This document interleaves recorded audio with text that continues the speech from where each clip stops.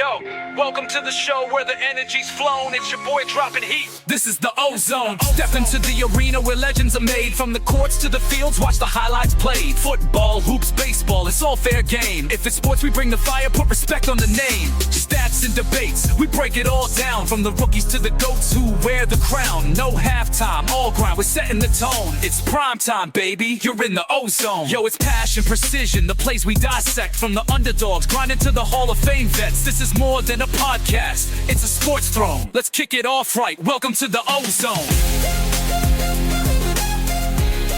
You have entered the Ozone with Omar and Dave.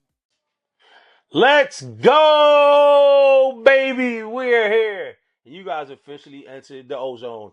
It's your boy Omar, and we got a full packed show today because we're a week into the MLB season. So there's a lot of meat on the bones to talk about Yanks, talk about Mets. You know we got to talk about our New York Knicks, and we got a legend that's heading to the Hall.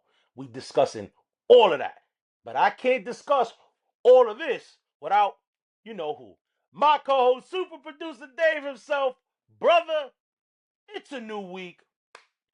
How we feeling? It's been a rough week personally, but as you know, as somebody said, the Ozone will carry on. So Ozone will carry on, as they say. But we got to carry on, guys. As I touched on, we got a full week of baseball. And let's tap into it with our boys from the Boogie Down Bronx, the New York Yankees. This is the Pinstripes Report. The Pinstripe Report. All right, y'all, the Pinstripes Report. You already know the vibes. This is where we cover the Bronx Bombers and all things Pinstripes.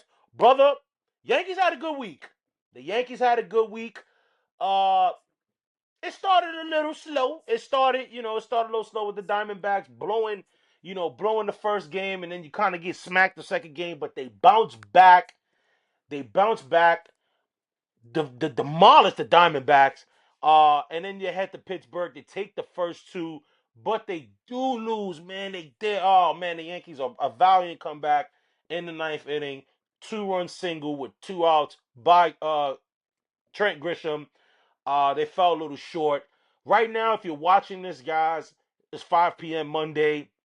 The New York Yankees has probably played the Detroit Tigers. Now, that was a change in the schedule. The Yankees were supposed to play.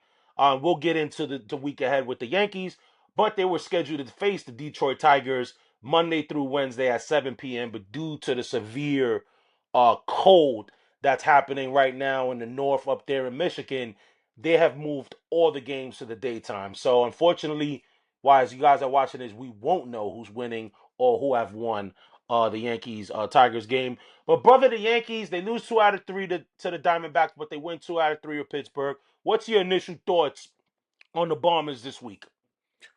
I mean, the record says we're 6-3. We're first in the division. I mean, far be it, it's early in the season, but it's a little bit over my expectations. And coming into the season, I think if you were to ask Yankee fans who listen to the show, they would probably say that I was very pessimistic going into the season for this Yankees club. They're proving us wrong, and you know what? I will continue to say I don't mind being wrong if my team is winning. I really don't. So Facts. Facts. I didn't like what we saw at Will Warren today, but once again, it is what we're gonna see. I want to experiment. I want to see what I want to give the kid more chances, but I'm happy with where we're standing right now, and you couldn't ask for more at this point. Yeah, and you know what's the crazy part? The timing kind of sucks with the performance from Will Warren because Clark Schmidt is coming back. Clark Schmidt's coming back, and I think if he would have had the performance he had against Arizona, against Pittsburgh, I think it would have been real easy to keep him in. But Booney, man, the Yankees, they're going to keep the veteran, so I think he's going to be the odd guy out, especially due to the performance he had with Pittsburgh, which he looked good the first 3 innings, and then the 4th inning kind of unraveled on him. I'll tell you this, though. We were completely wrong, as you touched on, with the Yankees so far, 9 games into the season, because we thought pitching was going to be it. And it has to a certain degree. It's not crazy. It's right now the Yankees are 18th ranked, and this is very early, guys. 18th with a team ERA of 4.50. It's been the hitting. The Yankees said, we the Bronx Bombers. We the Bronx Bombers. Let's put it like this right now, brother. Aaron Judge. And I gave you a round of applause last week because the revenge season's in full effect. My man, Aaron Judge, 364, 6 home runs, 17 RBIs. I'm going to put it like this. Aaron Judge has the same amount or more home runs than Pittsburgh, Angels, Braves. He is tied. The whole team, 6 home runs. He has more home runs than the Blue Jays, the Twins, the Marlins, the Royals, the Astros, the Tampa Bay Rays, and the Colorado Rockies. My man, Judge is on a tear. Judge is on a tear right now. It was what And I also, saw a tweet that somebody was like, he's gonna hit like 300 home runs this year, and obviously we know numbers. It's funny. It's a funny thing. Oh, the camera, But guys. come on, Don't worry, I don't mind the camera. Don't mind the camera. It's not an earthquake here in South Florida. Look at earthquakes. but come on. I mean, the guy's already at 6 home runs, and we're only what 9 games in. Like, oof, oof. Brother, the guy is rolling right now. First of all, he hit his last 6 home runs in 7 games. You saw the chain he's wearing? Yo, I love this with Aaron. Yo, Aaron Judge. Aaron Judge is very much like the captains that you normally like we're accustomed to with the Yankees. Derek Jeter was flashy in such a subtle way. You know what I mean? And right now in New York, we are blessed to have some humble captains. You know what I mean? You look at the Knicks, Jalen Brunson, team guy. You look at the Mets, and we'll get to the Mets a little later. Francisco Lindor, yeah, he likes his fashion, but team guy, very kind of passive and just kind of not really out there like that. But this was surprising, and Dave is gonna upload the graphic right now. My man got a blinged out gavel, bruh. All rise. Here comes the judge. I'm happy he's on that energy, brother. I'm happy he's on that energy. A lot of people were clowning him this offseason, and I'm excited. He's on a tear. Like I mentioned, Max Fried, like you called it, he bounced back in his second performance. Carlos Rodon, he skidded a little bit, but he looked good. He gave up the runs early against Arizona. But then I believe he went 6 innings. He carried us right now. So, although the Yankees had a 500 record this week, it didn't feel like it. It felt like it could have been better. I'm not hating it. The Yankees are 6-3. So far so good. I do think the pitching will turn around a little bit. And shout outs to this, man. We mentioned this on the preview show, brother. And we weren't worried about Aaron Judge. We weren't worried about that. We wasn't worried about because we know what we're gonna get. We were focused more on the evolution of Wells, Volpe, Dominguez, and then relying on the veterans. Shout out to Jazz Chisholm. Jazz Chisholm, man, you want to talk about purgatory to the penthouse. You go from 5,000 fans, and boy, did the Marlins Park look miserable even with them playing the Mets. They couldn't get like 15,000 people there. You go from that to playing in the Yankees. This man literally went from canned tuna fish to caviar. And you could see it, the joy. Anthony Volpe's hitting the ball well. Yankee fans that are miserable, the Twitter miserable Yankee fans who were crapping on Jason Dominguez. Bro, Jason Dominguez is gonna be a problem. The kid's got speed. He can hit all sides of the field. I like this. I hope it picks it up. And shout out to Trent Grisham. Trent Grisham. Who would have thought he's the better Padre right now than we got in that deal? Trent Grisham is turned to Reggie Jackson. The Yes Network broadcast put us side by side with him and Reggie Jackson. That was crazy. But he's hitting like Mr. October right now. So I ain't hating it. Brother, I'm elated. The numbers speaks for themselves, especially for Grisham. He's already got 8 hits. He's batting, 471. And mind you, he's The guy's hasn't almost at played as 500. many games. Yeah. So, I mean, look, obviously, this is once again, these are early. This is the first full week of baseball, and this is, the numbers will change as the season goes. But these are the things that make you feel ecstatic going into the next week and going into the season. So we are seeing things that from this team that we felt like we weren't going to get, and I'm happy. I'm just Yeah. Yeah, right now you can't complain. Right now the Yankees are hot. The Yankees are doing well, and you could see guys look ready, man. Maybe we were a little too down on the Yanks, but as you said, it's the beginning. Anything can, as they say, and I referenced this before, and I will reference it again, and I will say it the first few months of the season. You can't win the division in April, but you can sure lose it in April. So just ask Atlanta Braves fans right now.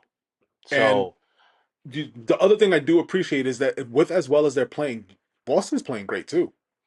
So I know, and we're not Boston fans as far as this with baseball goes. And shout out to Joey, real Red Sox fan who actually stuck I with ain't the team. shouting him out. No, I told you I'm I ain't shouting out.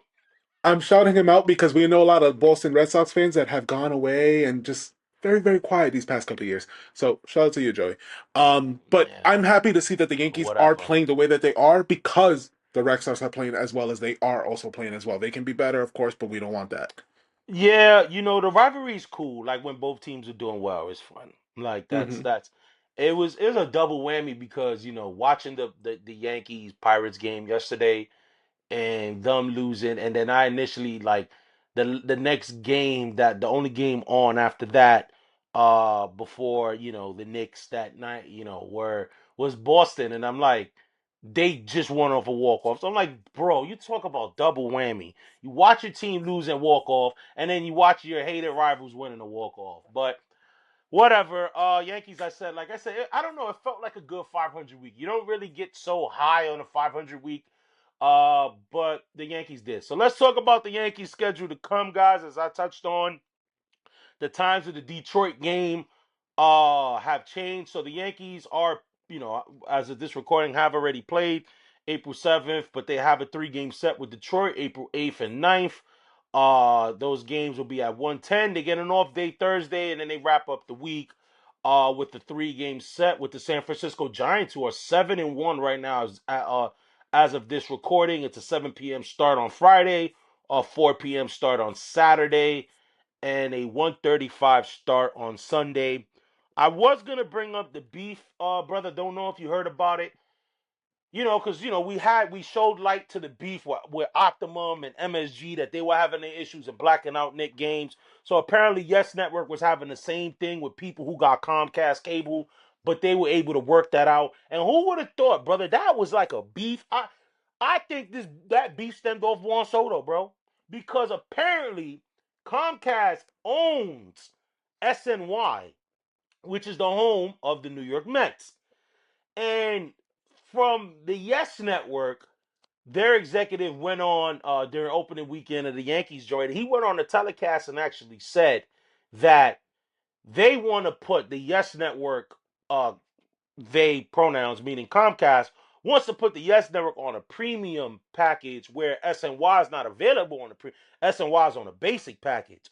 So, they're like, nah, we're not doing that. Like, that's, you messing up our customers. So this is all gonna make sense, guys, the viewers, when we talk about the Mets, where it's some shady numbers going on right now that I think you know, it's some WWE fake attendance. I'll put it like that. Put it like that. It's a lot They're of things piping going in. They're on right piping now. them in. Yeah, a little something funny when it comes to the numbers now. But like I said, brother, we're not officially counting any bets. We're not counting any bets. But right now the Yankees got Detroit, Yankees got San Francisco. Just off the rip, we don't have to predict who's gonna win each game. How do you think you got these series playing out, as far as do the Yankees win? Do we lose? Do we get swept? What do you got? Brother. I got us winning both of these series, but not sweeping. I can see us taking two out of one Yeah, each one. yeah, same. I got the same thing. I think Detroit's really good. They made the playoffs last year. It's going to be cold, so I don't know exactly how that's going to play out. But I do think we're a better team than Detroit, and I think the way the rotation's lined up, I think we have no Freed pitched on Friday. Free Peach is the So the last game of of the Detroit. yeah. Oh, does he? Oh yeah, it Yeah. makes sense. Yeah. Yeah. Yep. So I And think we have just a shout Rodon. out for So this, so then what is it? What is it? Carrasco. It's probably gonna be Rodon, Carrasco, Carrasco, Rodon, Freed. and Freed. Yeah, Yep. I'll take 2 out of 3 Detroit. And then at I was gonna say at the Garden at the stadium, we'll take 2 out of 3.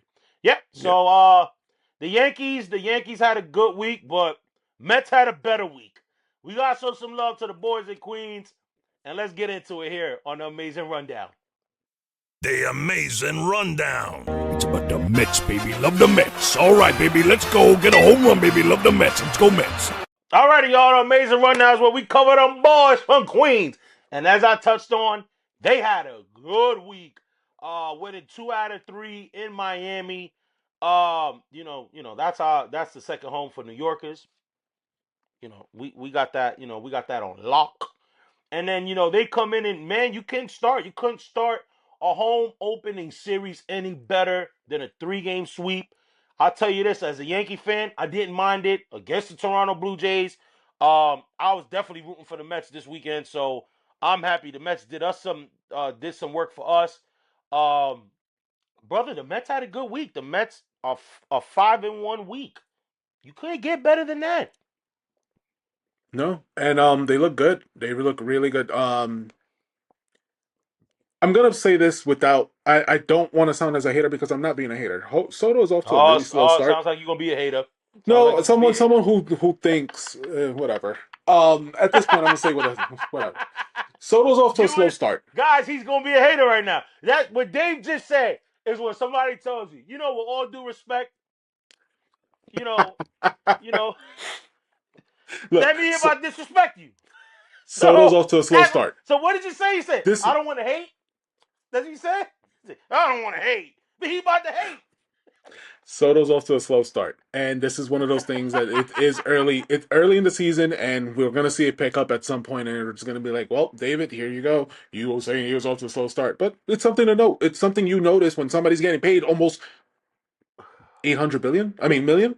So $800 million. Look, I'll say this.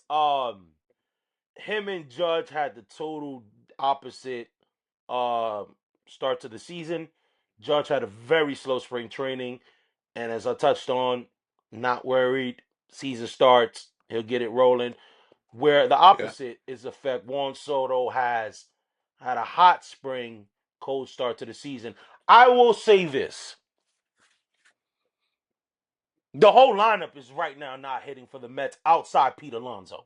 So shout outs to Petey. I'm a big Pete Alonso fan. I've been on record saying I wanted him back. Shame on you, Met fans, because I was not going to let this slide. Opening day, I will commend y'all. Y'all showed out. Y'all sold it. Y'all sold out home opening day. But what you did do, and I thought it was messed up, is you gave a standing ovation to Vladdy Guerrero Jr. While your loyal first baseman who wants to be there carried y'all in that Marlins series. They basically carrying y'all basically this early part of the season. Had big home runs in the postseason last year. He's there. And you go give a standing ovation for a guy that's not even on your team because you want him. And what does Petey do in a home opener? 2-run bomb. Do better, Met fans. That was really disrespectful. I told y'all last week, y'all becoming the fans that y'all hated. That was corny. You go and give it a standing ovation. I'll be damned if you see bad teams do that. The Knicks did that when they were bad. We were kissing up to LeBron. Yeah, yeah, yeah. I'll be damned we do that now. I'm not doing that now. So Met fans, you should be a little ashamed of. But Pete Alonso's been raking. But like I said, I'll come to the defense of Juan Soto, brother, because we talked about it. in the beginning of the season, the Mets, we weren't worried about their offense. We were worried about their pitching, and their pitching has been dominant. A 2.03 ERA. So far, they ranked second among pitching. Their bullpen's been lights out. We kind of predicted that with their line, but it's been their lineup. Their lineup as a team, they're batting 191. Pete is the highest average on the team right now. He's batting 250. He's got 3 home runs, 10 RBIs. But the pitching has been it, man. Tyler McGill, 0.87 ERA. Griffin Canning, 2.79. Shout out to Clay Holmes. He hasn't got the length yet as far as like the 6 innings or so, but he's been good, man. He's been good. Jose Buto, Edwin Diaz, AJ Minter, like, man, their bullpen has been very, very good. And I like the Mets had a good week, and they play good baseball. This is what winning teams are supposed to do. Yeah, and they have a chance to continue that because coming up soon now they got to play Miami again, and they're playing those guys in Oakland who are ready to leave. Yeah, man. Speaking of Oakland, did you see what the did you see where their media press conference is being held at? No, brother. It's being held in a shed. A Home Depot shed. The $100 one. Not even like the $250 one at BJ's. Yo, it's being held in a shed. That's crazy. But yeah, David mentioned it. The week ahead for the Metropolitans, Monday, tonight, 7 o'clock. They have a 3-game set with the Marlins. They got to run into Sandy Alcantara, though. Sandy Alcantara was supposed to pitch yesterday against Atlanta, but it was a rain out, so he's probably going to get the start tonight against the Mets. So they got a 3-game set, or the 7:10 tonight, 7:10 tomorrow, and then they have a 1:10 start Wednesday. I just love day games in the middle of the week. I can watch it during my lunch break. And then they got an off day on Thursdays. Thursday's going to suck. Yankees and Mets off Thursday. If the Knicks are off then that Thursday too, bro, Ozone finally gets a day off. The Ozone will finally get a day off. There's no Guys, breaks we here, be bro. working, yo. There's no breaks. Huh? There's no breaks. We keep working. So I'm actually looking forward. I kind of hope. I gotta look at when we get into the Knicks. I'm kind of hoping the Knicks are off on the 10th. So that'll be cool. And then they wrap up the week with the Oakland A's 10 o'clock start. Then a 4 o'clock on Saturday and a 4 o'clock on Sunday. Brother, I started you off with the Yankees. I'm going to take the lead here on the Mets. I think the Mets have a great week. I think, man, should I go? You know what? I'm going to say they win 2 out of 3 to the Marlins. I think they sweep Oakland. Okay. I got I'm them not going. going with That's a numbers. 5-1 record. I'm not going to go with 5-1 numbers, record. but I'm going to go with prediction, and I think they win both series. I think they win both series. We're not doing the Mets public. We're fans, not doing that's the. enough. That's the most credit you're going to get from Dave when it comes to covering the Mets. But like I said about opening day, man, shout out to the Met fans, man. They're excited. We spoke to Met fans earlier in the year, before the season, and Anthony DeComo, he put on his Twitter, despite cold, wet conditions at Citi Field this weekend, the Mets sold 1,771 tickets for their season opening series. That figure is roughly 29% higher than the first home opening series last year and about 21% better than their best 3-game series at any point last season. So shout out to the Met fans. They showed up. I know their home opener was a legit sellout. I watched it. It was a legit sellout. But like I said, the only thing I didn't like what the Mets did was give a standing ovation of Vlad Guerrero. And then right now with Vlad Guerrero, Mike Rodriguez, who is a MLB insider, and he's really like kind of tapped in with a lot of the Dominican players. So he's reporting that Vladimir Guerrero Jr. and the Blue Jays are very close to close to signing an extension agreement more than $500 million.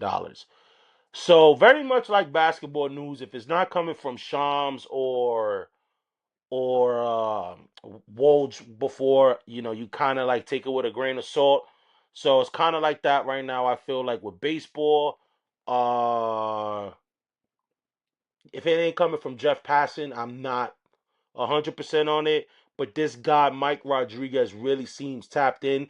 He's been having a lot of tweets about Vladimir Guerrero. And that was what I read was a tweet he had 2 days ago. What he had yesterday, Sunday afternoon, is he said the deal is almost closed and he hears that there will be no deferred money. Look, we talked about it, brother. It's not lack of money for the Blue Jays. It's just they just get left at the altar, Right. and that kind of sucks for them. But yeah, that's it. Like I said, I got a good week coming for the Mets. So shout out to the Mets. I had a good week outside of just the standing ovation for Vlad Guerrero. Shout out to the Mets. I had a good week. 5-1. Dave still hates y'all, so it is what it is. There's nothing y'all can do about that. I think the only thing you can do is keep letting him get mad. They win more games. Dave gets more mad. So let's talk about a team that Dave doesn't get mad about. That's our New York Knicks. This week in Knicks. All right, y'all. So this week in Knicks, the Knicks, we were perfect. Dave and I were perfect. So the standings on the sub battle, I think is over. I don't know if I'm gonna have another opportunity to catch up, brother. The season ends the 13th. Next Sunday. Holy crap! The season ends the 13th. Oh my God! I didn't realize that. I'm done. I guess I'll be buying Dave. And you know what's funny? I'm going to Dave's home in a couple weeks to watch WrestleMania, and we will record not us, it'll be me, buying Dave a double bacon chicken tender sub from Publix, because I think I'm mathematically out. We'll But see. guys, we were both perfect this past week, last week, well, because the Knicks did get their wins over the Philadelphia 76ers 105-91. They did lose 124-105 to Cleveland as we predicted, and they did bounce back and beat that bird Trae Young and the Atlanta Hawks. We weren't gonna count the Phoenix game as this recording. We do record on Sundays, guys, and the Knick game is about to start. So, but Dave and I both had them winning that game. So, but that's not gonna count towards our standings. Brother, the Knicks finished 2-1 as we predicted. What's your initial thoughts? I have two things to bring up. So, with the loss to the Cavaliers, the Knicks now fall 0-8 against the top three teams with the blowout loss to the Cavaliers. And some of it is concerning because at the end of the day, you want to beat those teams when the time comes, right? The other thing is just it's the Knicks for Yeah, clicks, right? So it's yeah, literally going to get the buzz that it's going to get. And I'm okay with us getting the loss this week because we spoke about it last week. Jalen Brunson's not here. We're not full strength.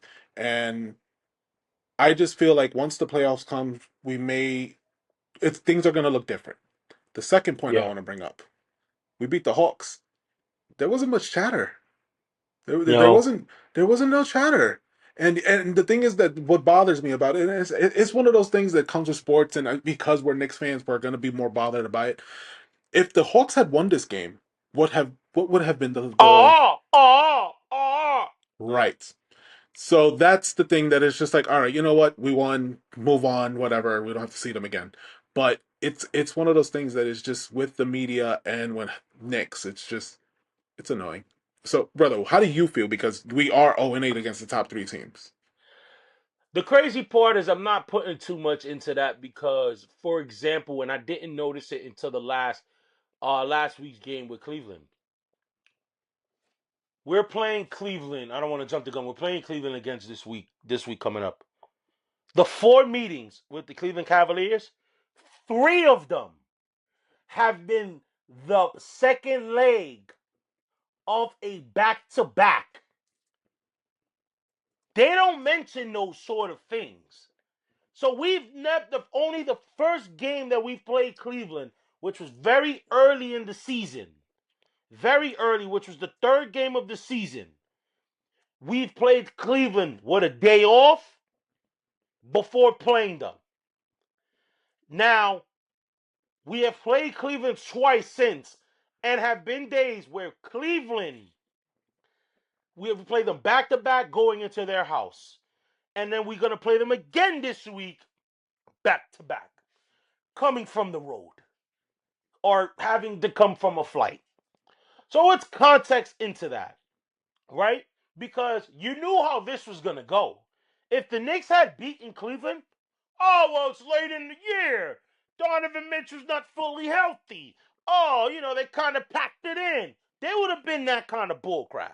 So, to be honest, the only thing that pissed me off with that game really was not even losing. It was the fact that Mikal Bridges was nowhere to be found. That's what killed me in that game. Mikal Bridges, and I'm going to look at it right now. Mikal Bridges in that game, 6 shots.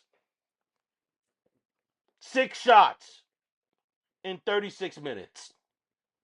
Yeah, that's what we gave up 5 first-round picks for. Can we give a shout out though to OG? G the dog. OG. Oh man, you stepped it up. OG looking like Kawhi. Like Right. we be saying, like he would have his moments where he look like Kawhi. Now that you mention that, right? Since OG, let's talk about it right now. The captain, Jalen Brunson. When we lost Brunson when? On March 6th. OG Anunoby has been on a tear. He has been on a tear. And, you just look at his last 3 games, 27, 28, 31. Then he had 35 against Dallas, 25 against Charlotte. He's balling, man.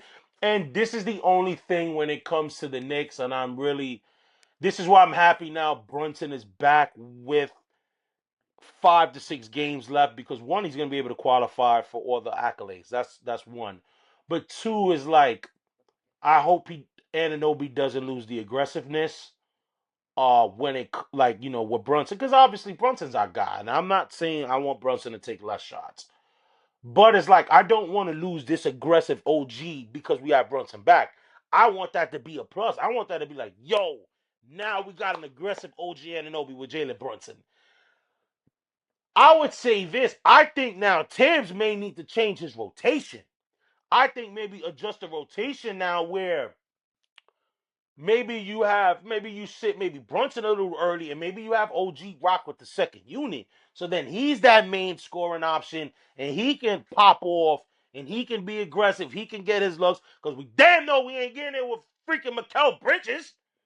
You know what I'm saying? And Mikal, man, and I've been a Mikal supporter, but dang, man, he bounced back against the Hawks. But my thing is bro, we ain't gonna be playing the Hawks in the playoffs. You know what I'm saying? And the thing is that's so upsetting when it comes to Mikal is that when he gets to his spots, he gets to the elbow, he gets that fadeaway, bro, that's money. That is DeMar DeRozan automatic making it and with his midi. And that's what pisses me off with him. You know what I mean? But hopefully, the playoffs is a whole new season. Shout outs to the Knicks. They stood afloat while the captain was gone. They were 9-6 in the 15 games that he missed. But we mentioned rotation, brother, and with Brunson being down, we also had a few guys that was down. We had Deuce McBride, we had Campaign, and when guys go down, that opens the door for guys. That opened the door for Tyler Kolek, and that opened the door for Dylan Wright, right? I think it's Dylan Wright.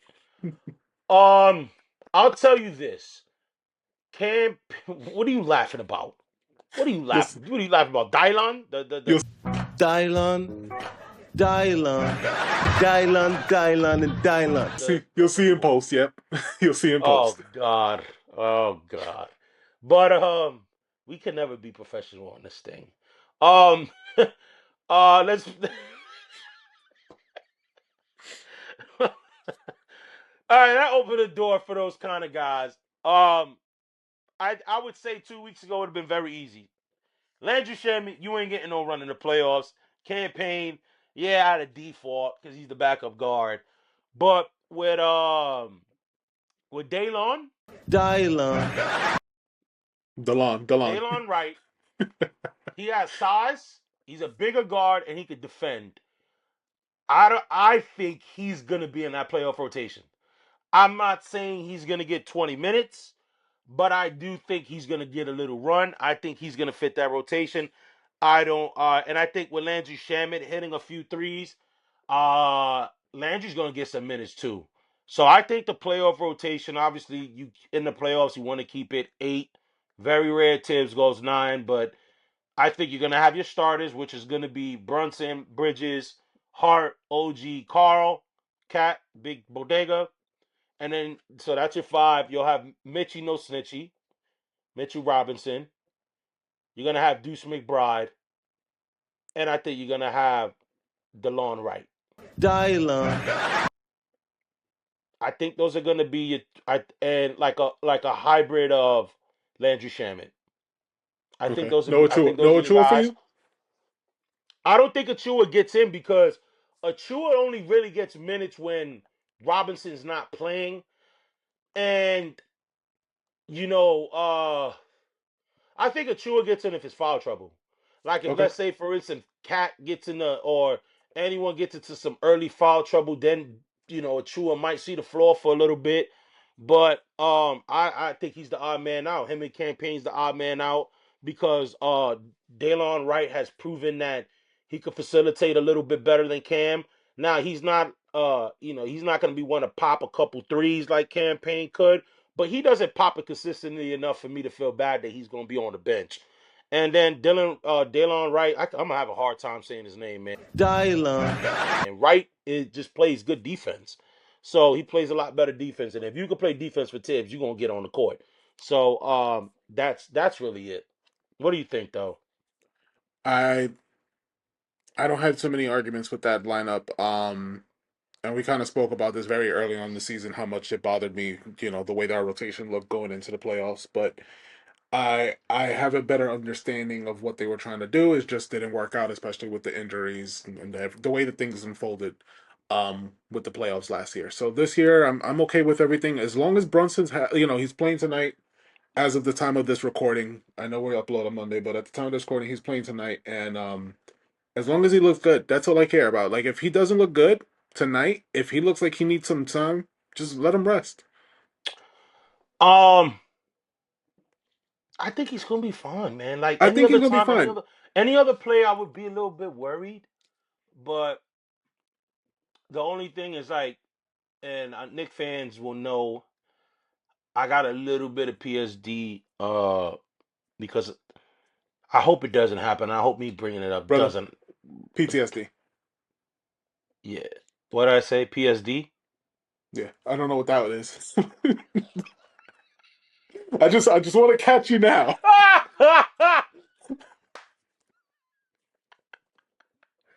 I got PSD. I got PSD. That's another one. That's gonna be on the T-shirt. I got PTSD. From I remember when Julius rolled his ankle, missed a couple games, and then he re-rolled it again. So the ankle does get a little softer. After it. So, and Jalen Brunson, we know Jalen Brunson, goes inside. He goes up against the tree. So hopefully that's not the case. But as my Gotham City app is not working while I'm trying to watch some Knicks. Yeah. So brother, let's talk about the week ahead. Obviously, it doesn't matter. You already won in the betting, but let's predict the final 4 games of the season. So as Dave touched on in our the way we record, we're watching the Suns game right now, but the Knicks have a meeting with the Boston Celtics at the Garden Tuesday followed by a matchup Thursday. It could be a potential first-round matchup Thursday against the Detroit Pistons at Detroit, followed by Friday, the 11th, against the Cleveland Cavaliers back at the Garden. And then the Knicks wrap it up, man. April 13th, the final game of the season. At Brooklyn, which is our second home. So that's basically a home game. Brother, this is the final prediction of the year. How do you got the Knicks wrapping up the season? Before I say anything, are we counting Sunday's game with Nets? Yeah, why not? Why not? It doesn't All matter. right. All right. You won the bet. That's already one. And Yeah, then but I mean, secondly, that's a dub. That's a you know what? dub. I know, but still. All right. Just wanted to make sure. So, That's it. My block officially became New York. There's some to- Dominicans that live across the street, guys. toko toko to. Yeah. Yep. All right. Go ahead. Um. Um. Damn, the Celtics game is the one that's stumping me right now. Yeah. All right, look. It's you know why I can see that because it depends. And I forgot to mention this, y'all. It depends because right now, well, we don't know. Like this recording, if Indiana loses to Denver and the Knicks win against Phoenix, the Knicks clinch the third spot. And I think Cleveland can clinch number one. I think they play tonight. I'll check. Go ahead. I'll check on that one for you, bro. But I think Cleveland wins tonight. I think if Cleveland wins, they clinch the number one seed. So Boston may not have enough to really play for it. But go ahead. Yeah, so that's the reason. That's the reason I'm going back and forth. Like, do they want to rest their guys going into this? All right, Celtics game, we win. I think we win that game. Okay. I think we beat Detroit, and I'm calling it now. Isaiah Stewart's going to do something stupid.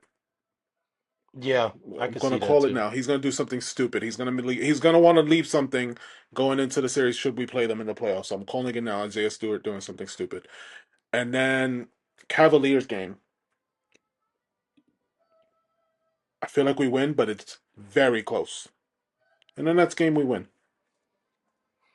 Okay, so you got us basically going perfect. So you got us. Did you say if you got Detroit, you got us beating Detroit? I don't know if you said Yes, that. I got it. Sorry, I got us beat in Detroit. So you got a 4-0 week. Boston, Detroit, Cleveland, Brooklyn. Yeah, that's a nice start to the playoffs. That's a nice little momentum swing to the playoffs. Yeah, I'm gonna stick with that. Hopefully, we win it. Yeah, I think it's gonna be very interesting because those games are gonna be very uh it's not gonna be what you expect in the playoffs. So looking at the Knicks schedule ahead, Cleveland can clinch the number one seed today. So is this recording? So I think they will. I think by Tuesday the Knicks and Boston would have already clinched. For more of a psychological thing, I do think the Knicks win because I think Tibbs is gonna treat that game as a regular game. I think Joe Mazzulla is going to he's gonna do this game more like he did last year when the Knicks played them late in the year. He's gonna have them play hard, maybe the first two quarters, beginning of the third, but then he's gonna let off the gas pedal. He's gonna let off the gas pedal, and that's it. So I do think that Detroit. I don't know if we'll push it for Detroit. I think Detroit's playing for something so big, so I got us losing to Detroit. Because they're playing for playoff positioning. Um, I got Cleveland. Um, I got us bouncing back against Cleveland because I think Cleveland rushes their guys, and then Brooklyn. So I got us going 3-1. So So you got them 4-0. I got us 3-1 to end the season. So yeah, let's see. Let's see how our Knicks goes, and then then it's the playoffs. It's the real deal, Craig Steele. So and then you won the chicken tub, the sub bet, man. So congratulations to that, brother. I'm gonna hold off on that But congratulations guys, for now. I'm gonna hold yeah. off on that congratulations now because we'll see. We'll see. Yeah, but guys, we're gonna get to our favorite part of the show. That's quick hits. All right, y'all. So this is quick hits. You know, this is where we cover everything around the globe. The hits are so quick, you don't see it coming.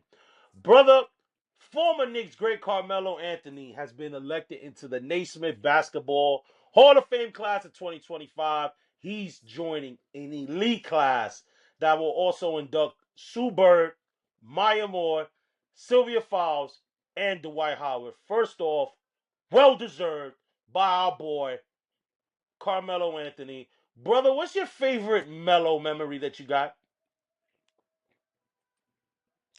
Brother, is it wrong to say the first game at the Garden? The first game, like the That crowd one was pains so me so pumped. much. That one pains me so much. I know. You messed up there, but I think I that's the did. one. It That's the literally it one. was the moment. It's the one that I can remember. I am a Knicks fan. I'm supporting I'm this team. coming home. I'm coming Yes, home. Yeah. it that's my favorite. That's what I got. Um. Yeah, man, Melo. I've been a big Melo fan since college. Remember my mom telling me about there's this guy called Melo Anthony from Syracuse. So I've been a big Melo fan. I stopped being a Melo fan when he sucker punched Marty Collins because I was at the building when he did that big fight between J.R. Smith and Nate Robinson. But then when Melo came to the Knicks, it's Marty who? Yeah, so so obviously that's not my favorite moment because my cheap self, I would have been in the building if I wasn't so cheap.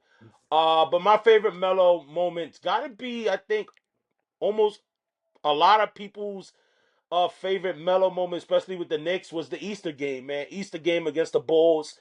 What a lot of people forget is that the Knicks were up by like 20 something in that game. That game had no business getting as close as it did, but it did. And then you get the big shot from Melo to tie it, to send it to overtime. And then you get the big Melo three, you know what I mean, to win it in overtime. And then that was that era, especially around when that game, that was when we was just coming from Linsanity dying down, where people even questioned whether we should even get rid of Melo and build around Linsanity. So, shout outs to Melo. As we posted on the Ozone page, Carmelo Anthony came here, especially in an era where stars and some stars still don't want that smoke when it comes to wearing the Knicks jersey. So shout outs to Melo. Well deserved. Yeah. Speaking of basketball greats, Washington Wizards forward Elena Del Dorn. Elena Delle Donne. That's what I get for Dylon earlier. Elena Del Dorn announced her retirement Del from the Donne. WNBA. Elena Delle Donne. Delle EDD Donne. EDD Edie. announced her retirement from the WNBA. Is Elena a first ballot Hall of Famer, bro? Yo, first of all, I'm gonna put it like this. When I read that question, I'm like, yo, I know Dave's gonna botch this name. Honestly, man, Delle Donne is the GOAT, bro. Elena Delle Donne is one of the best one of the best NBA, one of the best basketball players ever. She was the second overall pick in 2013, Rookie of the Year, two-time WNBA MVP, four-time All NBA first team, seven-time All Star. She's the first ever. She brought the first ever championship to Washington in 2019. She's a beast. I remember her wanting to go to Liberty, and she didn't. But she's definitely a first ballot Hall of Famer. And in what, 5 years?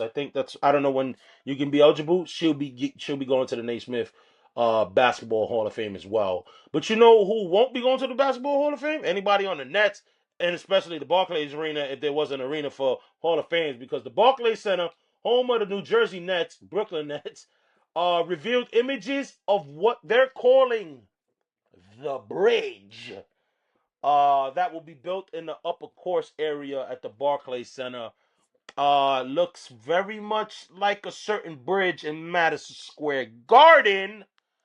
Brother, how we feeling about that? I I like the Barclay. I've been there enough. Unfortunately, there were days that money couldn't get me into the Garden, so I went to Barclay. And Yeah. I've been to the Barclay a lot more than I've been to MSG, unfortunately. Plus, I worked there, so it was around the corner, so it was easy to get to. Um, Fine, making this as many improvements as you can. I will say that the Madison Square Garden is a lot more comfortable to go to than the Barclay. It's very steep, as far as Yeah, seating I don't. goes. That's why I don't like it. Yeah, it's one of those like, yo, like if I trip, I'm going down. But Yeah. if we're talking about the bridge, whatever. Stop copying us. They bite us, bro. They bite us. Yeah, I don't know, bro. We got the Chase Uh, Bridge, and they calling it the bridge. It's really creative, by the way. The bridge. That's like when they try to get that KD and them try to get that stupid the Clays. Yo, we're at the Clays. Yeah, that landed. Keeping in with the Nets, it was announced that this week that Brooklyn was offered Jaylen Brown, Derek White, and a first rounder for Kevin Durant in 2022. Is Brooklyn regretting that, taking that deal now? Initially, I said yes. Like, wow, they should have taken that deal. But I guess it depends on it. It it really depends because you gotta have with the hindsight of 2020, right? You gotta eliminate that, and you gotta think about okay, 2022. The Nets, first of all, the original deal, the package that they got for KD at that time was Mikal Bridges, Cameron Johnson, Juan Pablo Valette, don't know where he is, 23 first round, Phoenix 23, 25, 27 first round pick, a 28 and 29 28 pick swap, a 28 second round from Milwaukee, a 29 first round from Phoenix, and a 29 second round from Milwaukee. So they got a big haul. And at that time, they felt Mikal was probably better than Jaylen Brown. I think in 2022, I wouldn't even think that Mikal Bridges was better than Jaylen Brown, to be honest. Um, and then you look at what they got for Mikal Bridges. So in total, I must include the Knicks picks. Long story short, I would have taken the Boston deal. Now I can see why they didn't because they were fleeced the first time they made the trade with Boston, where they basically gave them their dynasty. Their not want to say the dynasty. They ain't winning nothing to become a dynasty. But I mean, like you gave them Jason Tatum. You gave them Marcus Smart because Marcus Smart's draft pick ended up becoming what was part of that Paul Pierce trade. So I guess if that was the case, I would say, I would if I was a Net fans, yeah, I would say that they should regret taking that deal because Jaylen Brown and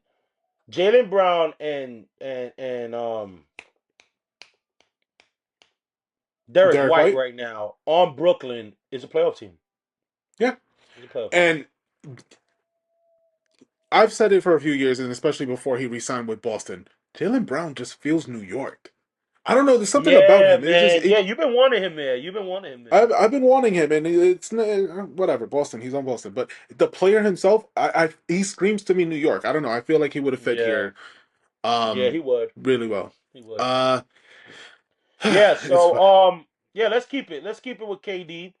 As was reported by ESPN Shams this past week that the Knicks and KD has serious mutual interest, whatever that means. At this past deadline that was in February. Brother, would you be open to the idea of the Knicks trading for Kevin Durant this offseason? hell yeah.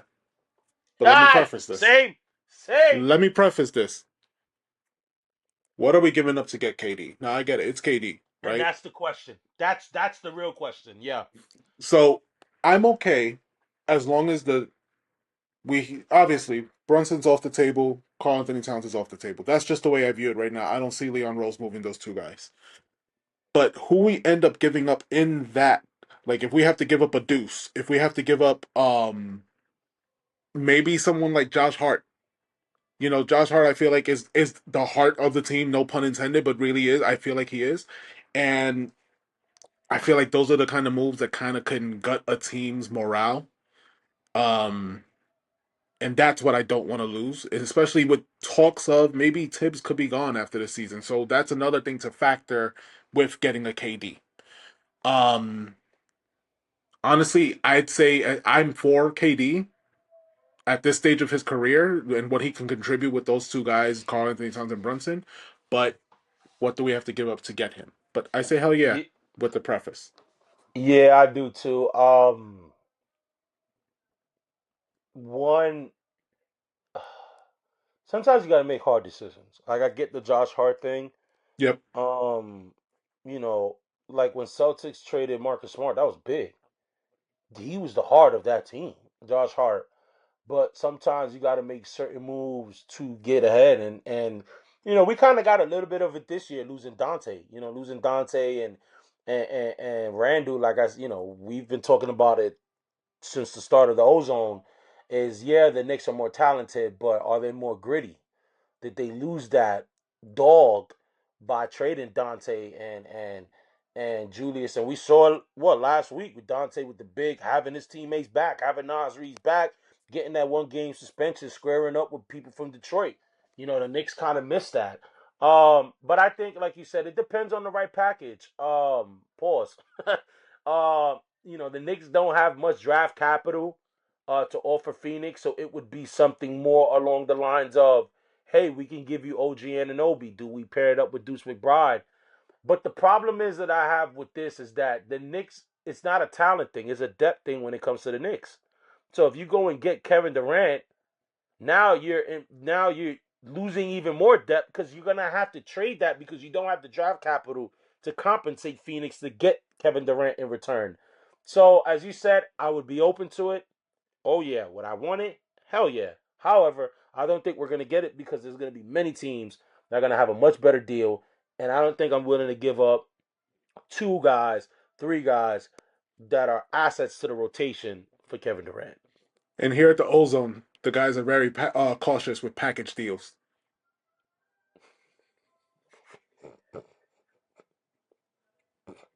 Read the damn question, bro. Read the next one. On the OG show with the Oh Lord, I ain't gonna answer that. I ain't gonna. I'm cutting this out. I'm gonna use this as a blooper. Nah, keep it. You can keep it. You can keep it. Oh man. Keep it. Keep it. Keep it. On the OG show with former Heat players, Udonis Haslem and Mike Miller. Oh,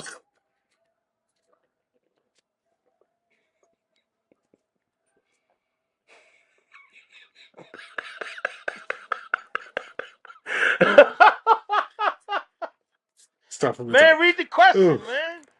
On the OG show with former Heat players Udonis Haslem and Mike Miller, Alonzo Mourning revealed that he had an opportunity to pair with Patrick Ewing at New York. However, Ewing advised Zoe to go to Miami. Was that a mistake by Ewing? Brother, you've been a fan longer than me, so you have more insight into this. So I want to get your opinion. What do you think? One, it pissed me the hell off. Cause I'm like, you you told Alonzo Mourning, who in Charlotte was still a top 10 center, arguably a top 5 center, but he was an undersized center. So it's like he could have paired, I felt, with Ewing. He would have been great. I would have taken him over Larry Johnson that we ended up having when we traded Anthony Mason. And Larry Johnson had back issues. But then I started to think, right? And then I started to read the comments on Twitter. And then it kind of changed my position on it. Because one, it made me acknowledge what the players in the 90s and what we beef about now about the players now and what that trend of what LeBron started with superstars pairing with one another. And that just shows one, yeah, it's an ego thing, of course. You ain't, bro, I'm the center here. We don't need you.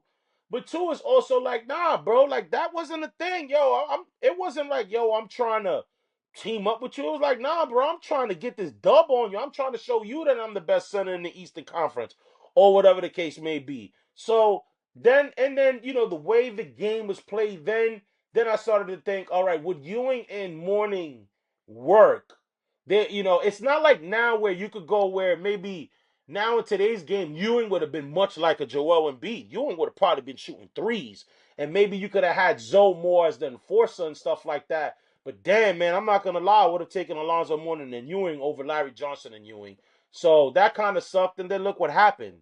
That was the precursor of what Miami Heat would eventually become with Pat Riley. Because if Pat Riley doesn't have Alonzo Mourning in Miami, who knows what kind of success, if he does have any in Miami, maybe he goes and then you don't get this whole Heat culture kind of stuff. So Patrick Ewing might have started the whole Heat dynasty. So people in the 305, maybe you ought to start buying Patrick Ewing some drinks, even though he kicked your ass a lot in the 90s. But speaking of kicking ass, the Giants do a lot to this team. The New England Patriots, their quarterback Joe Milton was traded to the Dallas Cowboys. Brother, you know about this. This is your squad. He's going to a hated rival. Should I be worried about this move? I would say you don't have to be worried about this move at this moment, right? Dak is the guy. But Milton has an arm. He has an arm that I think is really severely underrated. The guy can move. I'm not saying he's Lamar Jackson, but he can move. I think it's one of those things like when a new, like let's say Dak gets hurt and Joe Milton has to fill in. It's one of those things that you don't have too much tape to follow up on the guy, so you don't know how to game plan for him. It's kind of the thing that Colin Kaepernick had that hot streak that year, and then when everybody found out how to play him the following year, he wasn't as good as he was that after once people had tape on him.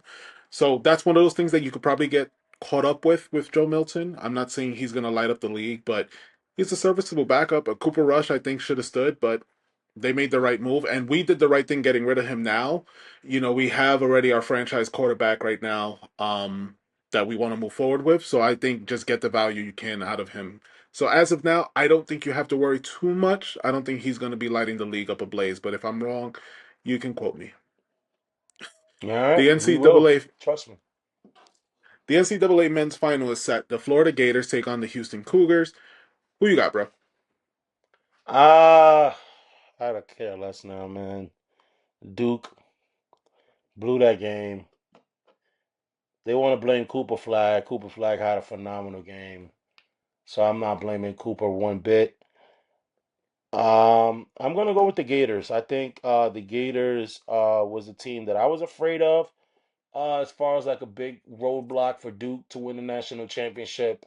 But now that Duke's out the way, I don't know if Houston can really get physical with the Gators. So I'm going with the Florida Gators. And shout out to Gino Oriema and the Yukon women Huskies. They won a national championship. So they beat South Carolina. So shout outs to them. So yeah, but I got the Gators. I got the Gators winning. So Yeah. And let's see the how that Gators, I got goes. them winning too. My barber, Yeah. his name is Sir. That's just His his name is name. Sir. His name is Sir. His name is. That's just his name. But he's a big Gators fan, and he's told me weeks ago when we posted something, I think about St. John's, that he was just like, I got the Gators winning. So shout out to you, man. Hopefully your team wins it all. We'll see how that plays out. All right, brother. Yeah. So lastly, man, yesterday marked the 11th year anniversary, bro. Man, I remember it like yesterday. 11-year anniversary of the Undertaker's WrestleMania undefeated streak coming to an end. Brother, now with the hindsight of 2020, now, was this still the right move? But off the top of my head, because I know the question was coming up, but the year was what, 2014? Yes, it was We were together that one. the first Mania on the network. We still paid for it because we wasn't quite sure how the network was gonna work. We didn't know if there would be any lag, and we would be every year at Fridge's house to watch WrestleMania. We will all get a 5 for 5 Domino's pot, eat it all individually, because our digestive system was built that way. But yeah, bro, it was 11 years ago. It was a Yeah, long time so all ago. right, I remember we watched this together, and I at the time everybody questioned it, but I think it was the right move because if you wanted to sell Brock, and Brock didn't need so much selling, but it's the fact that he was coming from UFC that needed to show like he was a powerhouse. and it did set the table for what came later on with like the Roman Reigns stuff with Brock. Um, like once Roman Reigns took over, it sounds like all right. Well, the guy who took over Undertaker's yard now gets beat by Roman. So I think in the long scheme, yes, everything played out right. It's still shocking, and I in a way I kind of wish that we had that undefeated streak still. That's something you can hang your hat on as the only guy who could ever really do that. I think Edge was the closest, and then he ended up losing. So And yeah, Edge was supposed to win. He didn't. So Edge was supposed to. I remember about that night was we all thought it was a botch. We all thought the ref messed up. We like, yo, he accidentally counted three. And shout outs to Paul Heyman, because they all showed like that shock of like, wait a minute, we just made the biggest mess up in wrestling history. And then until the graphic came up. Remember when they had the graphic of the, what was it, 21-1, and then we knew like, oh no, this was set up. But then you have the most one of the most iconic memes of the fan with like the bug eyes, and I'll Dave is post gonna it right put it. now. And that was big. I think I kind of agree with you. I think although a lot of people said that moment could have went to somebody who really needed it. I thought Brock didn't at the time, but now that you mentioned, just that was then become the precursor of the tribal chief, and it's true. It had a domino effect. Now, obviously, uh, when you kind of look at it, that probably was within the cards anyway, but it just didn't pan out then. Because if you think about it, the WrestleMania after was Roman versus Brock. So you could tell that Vince had that idea of letting Brock become the biggest monster there is to eventually be slayed by Roman. Now, obviously, that took years later because fans were just not as accepting to Roman Reigns. But um, I gotta agree with you. I think that it made Brock way bigger than what he was, Yeah, which we see was already big. I don't want to take away his star power. Brock was already big because that was what was questioned. Like he didn't need it, but it made him an even bigger star. So I think they made the right move. But guys, before we get to the highlight of the week, I did mention earlier in the show that I will be at Dave's house in a couple weeks. But that's not only to fulfill the bet is because Dave and I are going to be doing some special shows and some special shows episodes of the Ozone that's strictly WrestleMania. So Dave and I, we haven't worked out the logistics of how we're gonna do it. But we're gonna have some special shows.